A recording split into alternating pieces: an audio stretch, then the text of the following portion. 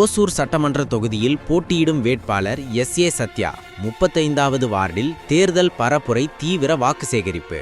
கிருஷ்ணகிரி மாவட்டம் ஓசூர் மாநகராட்சிக்கு உட்பட்ட 35வது வார்டில் முனீஸ்வரன் நகர் உள்ளிட்ட பல்வேறு பகுதிகளில் உதயசூரியன் சின்னத்தில் போட்டியிடும் திமுக வேட்பாளர் எஸ்.ஏ. சத்யா தேர்தல் பரப்புரை மேற்கொண்டார். இப்போது அவர் பேசுகையில் 234 தொகுதியிலும் திமுக வெல்லும், முதலமைச்சர் மு.க. ஸ்டாலின் தான் என்று பொதுமக்களிடையே எடுத்துரைத்து 4 ஆண்டுகளில் சொன்னதும் செய்திருக்கிறோம், சொல்லாததும் செய்திருக்கிறோம்.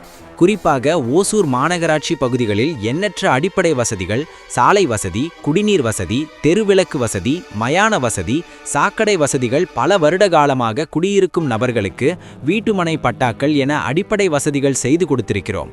தாங்களை ஜெயிக்க வைத்தால் மீண்டும் அதனை தொடர்ந்து பொதுமக்களுக்கு தேவையான அனைத்து அடிப்படை வசதிகளும் செய்து தருகிறோம் என பொதுமக்களிடையே பிரசாரம் செய்து வாக்கு சேகரித்தார்.